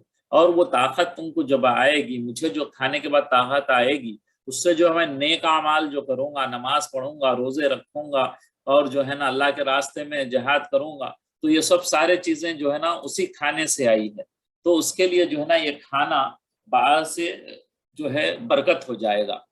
تو اسی لیے یہ ضروری ہے کمانا. کہیں یہ نہیں سمجھنا بندہ کہ بھائی کمانا نہیں چاہیے، کمانا ہے، زیادہ سے زیادہ کمانے کی کوشش کرنا ہے، حلال کمانا ہے، لیکن اس میں ہمارے اللہ اور اس کے نبی کے راستے پہ چل کے بتانا ہے، اس میں ہمیں ٹوٹنا نہیں چاہیے اس میں اللہ کے حکموں کو. تو پھر اس دن میں تم سے ساری نعمتوں کے بارے میں پوچھا جائے گا جو نعمتیں ملیں گی. یعنی آج جن نعمتوں پر پھولے نہیں سمارے ہو، ان کی جو ہے نا ہرس میں لگے ہوئے ہو، آخرت سے غافل اور مالک کے حقیقی کے ناشکری بنے ہوئے ہو، قیامت میں ان نعمتوں کے متعلق سوال کیا جائے گا. جو نعمتیں ظاہر بھی ہیں، جو سامنے آپ کو ملی بھی ہیں، باطنی انٹرنلی جو آپ کے اس میں ہیں، یا جو ہے جسم پہ آپ کی ہیں، یا روح کے تعلق سے آپ کو جو ملی ہیں نعمتیں، ان سب کے بارے میں آپ کا سوال کیا جائے گا. ان کا حق تم نے کیا ادا کیا اور اپنے حقیقی معبود کا کیا شکر ادا کیا، اس کو خوش رکھنے کے لیے کیا کیا. ایک حدیث میں ہے کہ جب یہ صورت نازل ہوئی تو بعض صحابہ نے عرض کیا، یا رسول اللہ، کون سی نعمتوں میں ہم ہیں؟ یعنی ہم کو کیا اتنی بڑی چیزیں ملی ہوئی ہے؟ ہم تو جو کی روٹی کھاتے ہیں، وہ بھی آدھی بھوک ملتی ہے، کبھی آدھا پیٹ کھا لیا، کبھی آدھا پیٹ سو گئے، کبھی آدھا پیٹ بھر گیا، کبھی خالی سو گئے. تو اللہ نے تعالیٰ نے وہی بھیجی کہ آپ ان سے فرمائیں کہ کیا تم جوتا نہیں پہنتے جو گرمی کی تکلیف سے تم کو بچاتا ہے؟ کیا تم ٹھنڈا پانی نہیں پیتے؟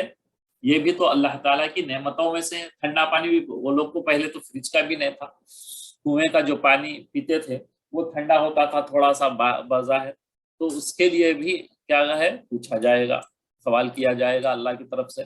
یہاں پہ عبدالحق دہلوی رحمۃ اللہ علیہ نے ایک واقعہ لکھا ہے کہ کوئی مفلس شخص غربت سے تنگ آ کر اللہ تعالیٰ کا جو ہے نا ناشکرا ہو گیا. اور سفر کو گیا. وہاں ایک جگہ اس کو اس قدر مال ملا کہ اس نے کیا کرا, 3 خچر آپ اس پہ جو ہے نا کیا کرا, وہ رکھ لیا, سونا چاندی جو بھی ملا تھا اس کو, مال جو ملا تھا. راستے میں کہیں پانی نہ ملا اس کو, جب وہ لے کے چلا تو ریگستان میں چلتا رہا.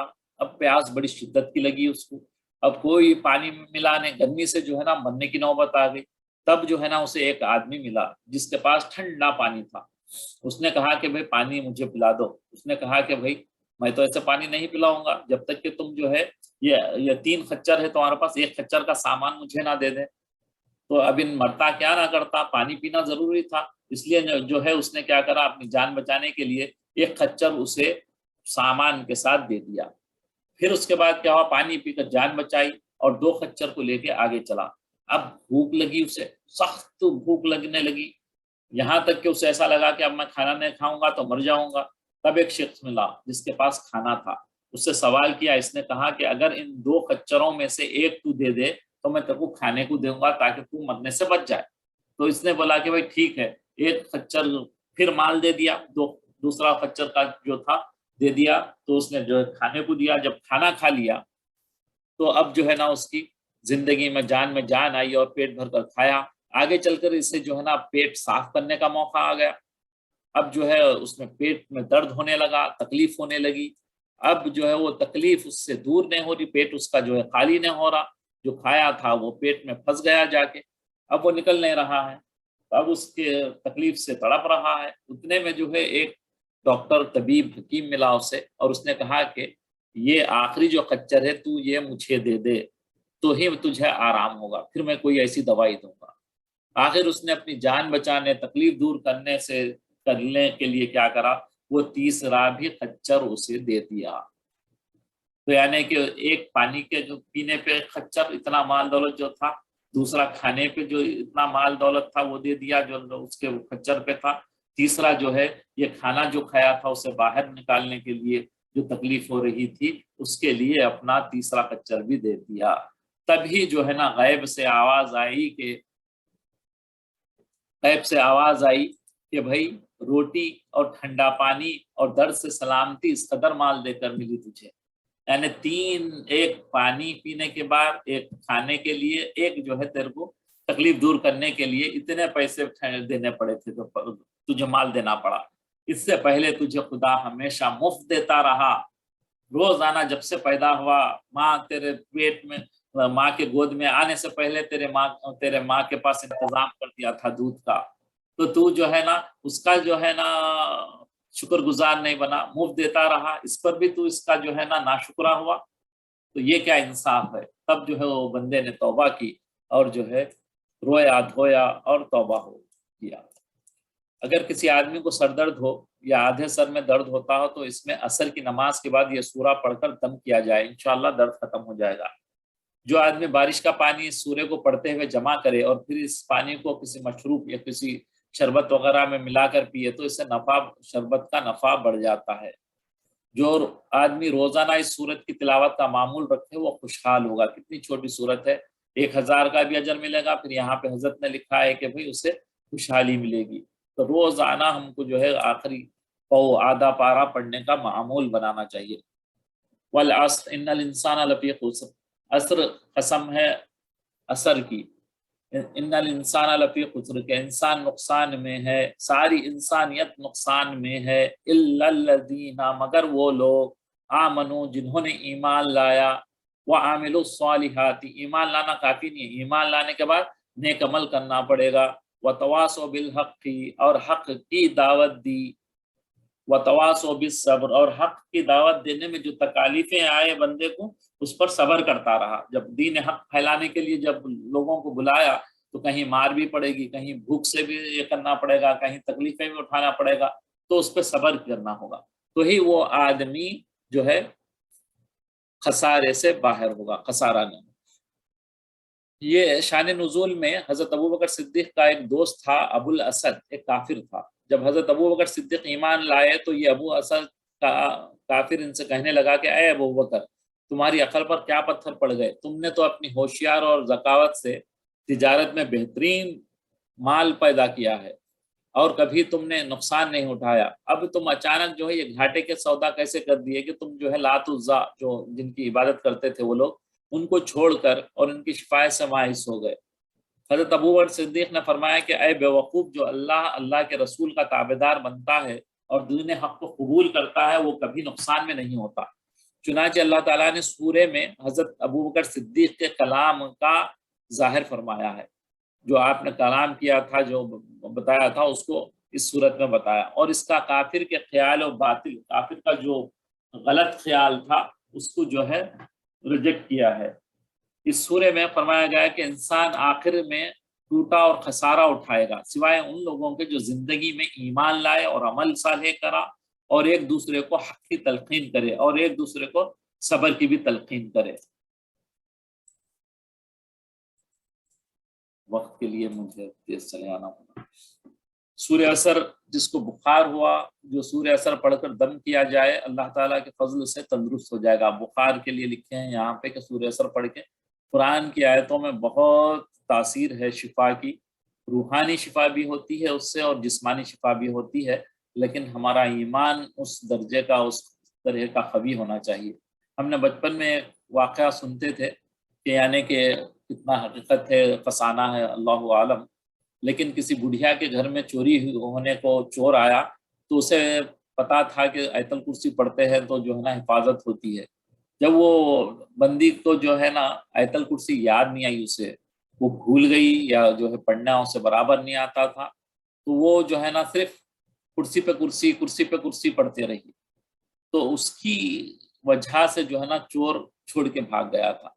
تو بہرحال یہ بندے کی جو ہے نا اپنے ایمان کی کتنا اس پہ ایمان ہے اللہ کی کتاب پہ، تو اس حساب سے اس کا جو ہے فائدے ملتے ہیں انسان۔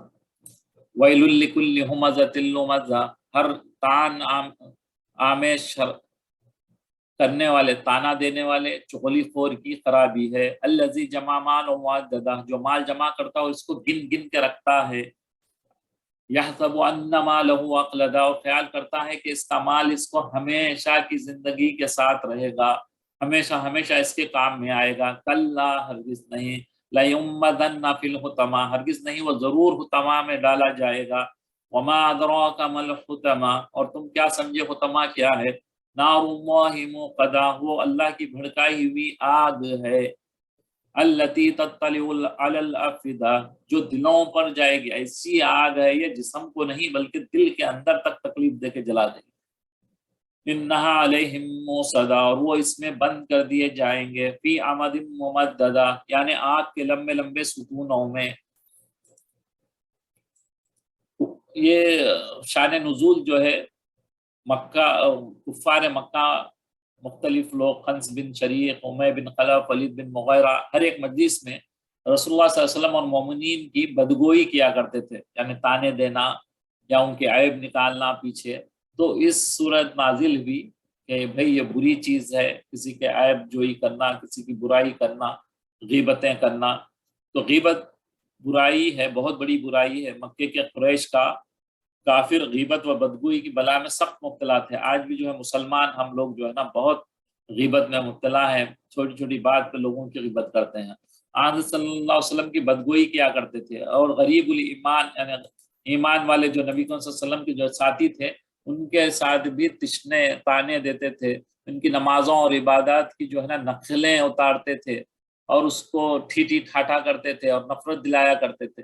اس صورت میں ان کے اس کام کو سخت مذمت کی گئی، اس کو بہت برا جانا گیا، اور اس کے مرتکب کے لیے عذاب کی وعید سنائی گئی۔ چنانچہ ارشاد ویل لکل ہمزۃ لمزہ، بڑی خرابی ہے دین و دنیا میں ہر ایسے شخص کے لیے جو عیب نکالتا ہے، پیچھے کسی کے پیچھے اس کے عیب نکالتا ہو اور روبرو سامنے جو ہے نا تانا دیتا ہو، کیونکہ غیبت کرنے والا ہنسی مذاق مسخرہ پن کرتا ہے، اور تان و تشنا کرنے والا دنیا میں تو اپنے اخلاق رذیلہ کی وجہ سے لوگوں کی نظروں میں ذلیل رہتا ہے۔ بار بار یہ کہنے والا، اور دوسری عزت بھی نہیں رہتی۔ جو غیبت کرتا ہے، جو تانے دیتا ہے، لوگوں کے سامنے اس کی عزت بھی نہیں رہتی ہے دنیا میں کے اعتبار میں، اور لوگوں کی جو ہے نا دشمنی مول لیتا ہے، اور آخرت میں، پہلے تو دنیا میں بھی یہ رسوائی ہے اور آخرت میں اسے جہنم کا دردناک عذاب ملے گا۔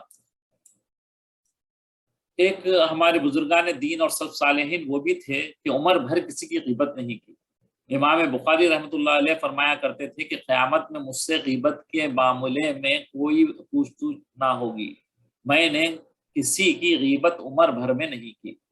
جبکہ آج مسلمانوں کا اوڑھنا بچھونا ہو گیا ہے کہ ہم جو ہے لوگوں کی غیبت کرتے ہیں۔ دوسری حدیث میں نبی کریم صلی اللہ علیہ وسلم کا ارشاد ہے کہ اے لوگوں جو زبان سے ایمان لائے ہو اور ایمان ابھی ان کے دلوں میں نہیں اترا ہے، مسلمانوں کی غیبت نہ کیا کرو، ان کے چھپے ہوئے عیبوں کے پیچھے نہ پڑا کرو، کیونکہ جو ایسا کرے گا اللہ تعالیٰ کا معاملہ بھی اس کے ساتھ ایسا ہی ہوگا، اور جس کے ساتھ اللہ تعالیٰ کی طرف سے یہ معاملہ ہوگا اللہ تعالیٰ اس کو اس کے گھر کے اندر میں ذلیل کر دے گا۔ ایک حدیث میں رسول اللہ صلی اللہ علیہ وسلم کا ارشاد ہے کہ مومن نہ طعنہ باز ہوتا ہے، نہ کسی کو طعنہ دیتا ہے، نہ لعنت کرنے والا ہوتا ہے، نہ ہی جو ہے فضول فحش باتیں کرنے والا ہوتا ہے، نہ ہی بے حیائی کرنے والا ہوتا ہے۔ یہ لوگ 30 منٹس کر دیے شاید، یہ آج جلدی جلدی بند ہو رہی کلاس۔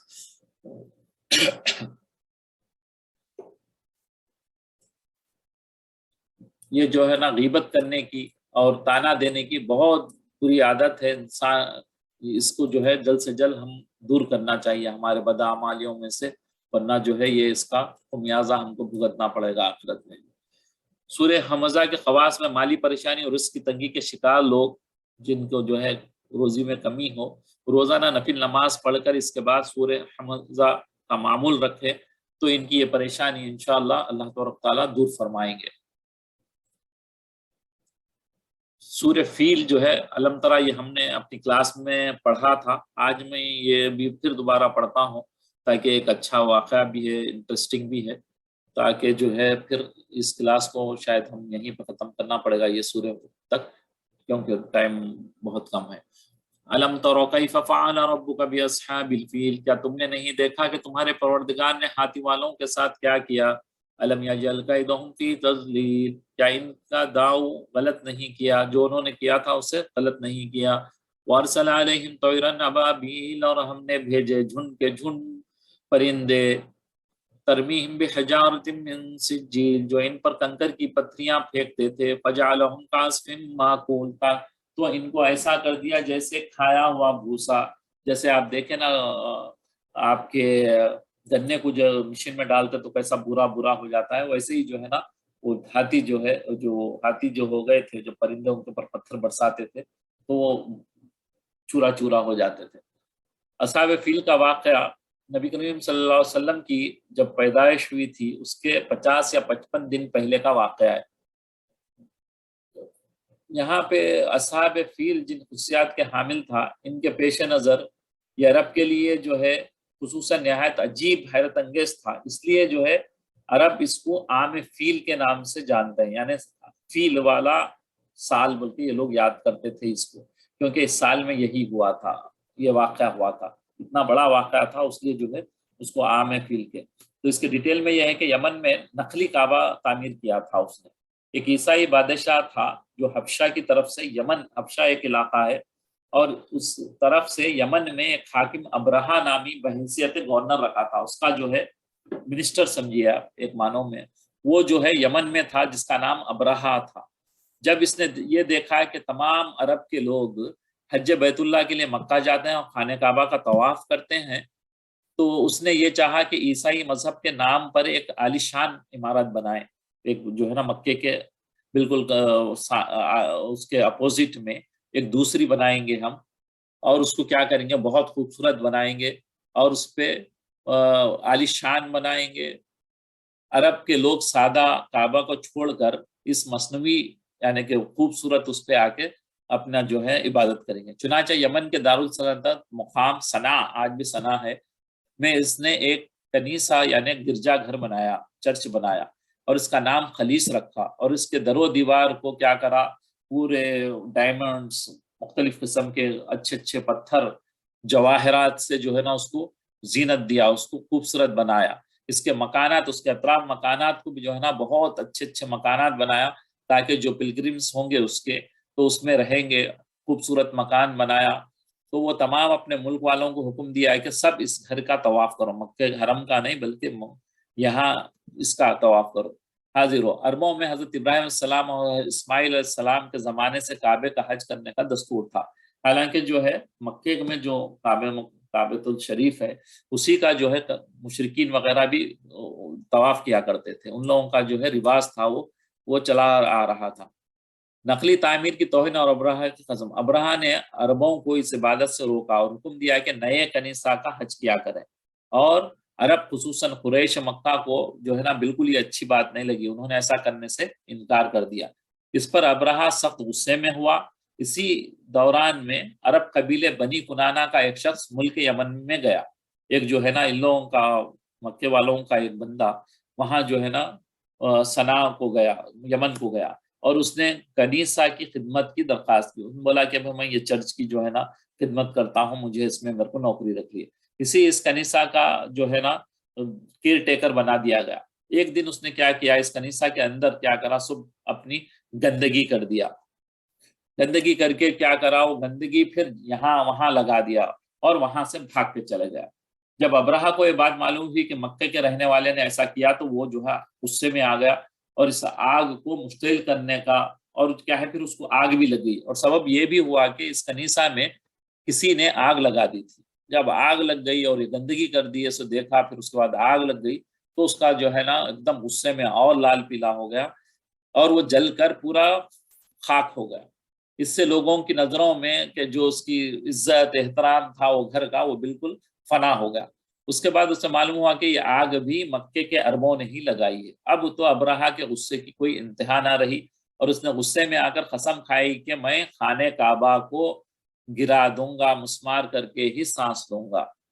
हजरत मुतल्लिब, अब्दुल मुतल्लिब जो नबी सल्लल्लाहु अलैहि वसल्लम के दादा थे, इसने एक लश्कर अजीम तैयार किया और लश्कर के हमरा बड़े बड़े हाथी भी थे और सबसे बड़े हाथी का नाम महमूद था, जो नहायत बड़ा ऊंचा पूरा हाथी था, बड़ा था, जो सबसे आगे चला करता था। अब्राहा ये लश्कर लेकर मक्के पर फौज के लिए खाने काबा का गिराने के इरादे से निकला। रास्ते में जो जो अरब के कबीले लड़ने के लिए आते उनको जो है हराते हुए वो आगे बढ़ते जाता था, यहाँ तक कि मक्के मुकर्रमा के करीब जा पहुंचा। और अब्राहा का लश्कर वादी महसर में, जो मुजदलफा और मुना के करीब में है, वहां रुक गया। इस जमाने में हुजूर अक़दस सल्लल्लाहु अलैहि वसल्लम के दादा अब्दुल मुत्तलिब कुरैश मक्का के सरदार थे और खाने काबा को देखने वाले कस्टोडियन थे। ये हाल देखकर कुरैश और दिगर कबाइल अरब ने आपस में मशवरा किया कि अब्राहा का मुकाबला किस तरह करेंगे। मशवरे के बाद ये तय पाया कि हम में ना ही ताकत है इनसे लड़ने की, हमको चाहिए कि मक्का छोड़कर जहाँ करीब पहाड़ वगैरह है वहां जाकर छुप जाए। अभी ये लोग मक्के ही में थे कि अब्राहा ने अपने डेलीगेशन को भेजा और मालूम किया कि मक्के का सरदार कौन है। लोगों ने अब्दुल मुत्तलिब बिन हाशिम की तरफ इशारा किया, तो फिर वो जो अब्राहा का जो डेलीगेशन था वो आके बादशाह का ये हुक्म, तुम तक ये पैगाम पहुंचा दूं कि हमारा इरादा तुमको नुकसान पहुंचाने का नहीं है, मगर जो है ये घर को हमको ढाने के लिए आना है। बस अगर तुम्हारा इरादा मुकाबला करना है, हमको रोकना है, तो जान लो अगर तुम हमारे इस इरादे में हम तोड़ने के लिए आए, अगर से तुम तोड़ने में रुकावट होगे तो हम तुमसे लड़ाई करेंगे। अब्दुल मुत्तलिब ने जवाब दिया कि हमारा कोई ऐसा इरादा नहीं है कि तुम्हारे साथ लड़ाई करें और ना हमारे में ताकत है। ये अल्लाह का घर है और इसका बरगुज़िंदा नबी इब्राहिम की यादगार है। बस अगर अल्लाह इसकी हिफाजत करना चाहे तो वो कर सकता है, अगर इसको इसकी हिफाजत नहीं करना हो तो हम जो है ना हम कुछ नहीं कर सकते, हम उसको तुम्हारे हाल पे छोड़ देंगे। अब्दुल मुत्तलिब अब्राहा के लश्कर में पहुंचे और अब्राहा के सामने पेश हुए। उसको लेके गए डेलीगेशन, अब्दुल मुत्तलिब को वहां पे पेश करे। अब्राहा ने देखा तो इनके साथ इज्जत से पेश आया और उनसे बातचीत की। दौरान बातचीत अब्दुल मुत्तलिब ने शिकायत की कि आपके एक सरदार ने मेरे ऊंट लेके चले गए हैं, तो आप मुझे वो ऊंट दिला दीजिए। तो अब्राहा ये सुनकर हैरान हुआ, बोला कि अब्दुल मुत्तलिब मैं तुमको बहुत अक्लमंद समझता था, लेकिन तुम तो ये बिल्कुल बचकाना हुआ, एक ताज्जुब खेज जो है आप सवाल कर रहे हैं मुझसे।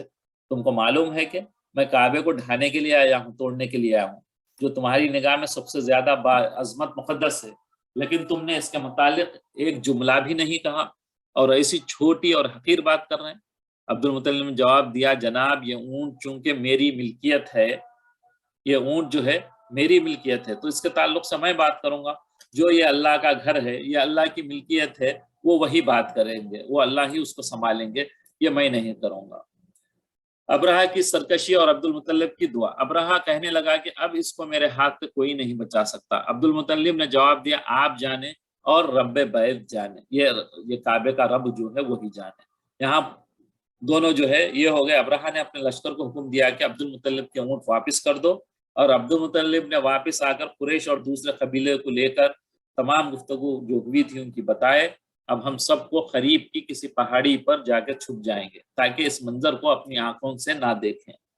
جب اہل مکہ پہاڑی پر جانے لگے تو عبد المطلب کی قیادت میں کعبۃ اللہ میں حاضر ہوئے اور اس کی زنجیریں پکڑ کر درگاہ الہی میں اللہ کے سامنے جو ہے نا یہ دعا کی، خدایا ہم اس بارے میں غمگین نہیں ہیں کہ جب ہم اپنی سب چیزیں چھوڑ کر حفاظت کر سکتے ہیں تو اپنی متاع کعبہ کہ تجھ کو بھی ضرور حفاظت کرنی چاہیے، اور تیری تدبیر پر نہ سلیبی ہے نہ کرسچن کی طاقت سینسس کو یہ کر سکتا ہے، نہ لوگوں کی کوئی تدبیر کام میں آئے گی۔ ہاں اگر تو ہی یہ چاہتا ہے کہ ان کو اپنے مقدس گھر کو خراب کرنے دے تو پھر ہم کون جو تیرا جی چاہے کر لے، ہم کیا کر سکتے ہیں؟ اگر سے آپ ہی چاہتے ہیں کہ اس کو خراب کریں تو یہ آپ پہ منحصر ہے، آپ اس کو آپ ہی دیکھ لیں۔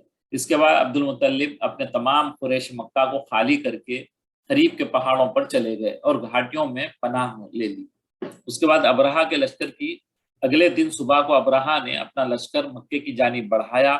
اگلی قطاروں میں ہاتھی تھی اور ان کے پیچھے لشکر جرار بڑا جو ہے نا پیچھے ملٹری تھی ان کی۔ برہا نے فوج کو حکم دیا کہ وہ مکے کی جانب بڑھے۔ جب وہ مکے کے قریب پہنچی ہے تو ہاتھیوں کی قطار میں سے سب سے پہلے اس ہاتھی نے آگے بڑھنے سے انکار کر دیا جس پر ابرہہ سوار تھا۔ جو ہاتھی پہ بیٹھا تھا وہ بولا کہ ہاتھی وہاں سے آگے نہیں بڑھا، اگرچہ اس کے وہ جو ہے مار کے اس کو اٹھانے کی کوشش کر رہا اور زبانیں ڈپٹ رہا تھا، مگر کسی طرح آگے بڑھنے کا نام نہیں لیتا۔ اس کو جو ہے نا ایک چبانے کا لوہے کا رہتا جو ہاتھی کو جو چلاتے ہیں، تو چبا کے اس کو اٹھانے کی کوشش کر رہا تھا لیکن پھر بھی وہ آگے نہیں جاتا۔ لیکن جب اس کو یمن کی جانب لے کے جاتا پلٹاتا تو تیزی کے ساتھ چلنے لگتا۔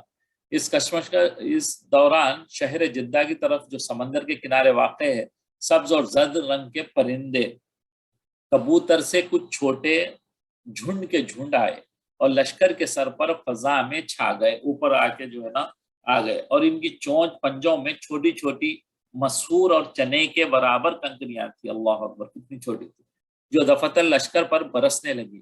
خدا کی قدرت سے وہ پتھر کی کنکریاں بندوق کی گولی سے زیادہ کام آتی تھی، جس کے لگتی ایک طرف سے بدن میں گھس کر دوسری طرف نکل جاتی تھی اور فوراً ہی بدل گلنے اور سڑنے لگتا تھا۔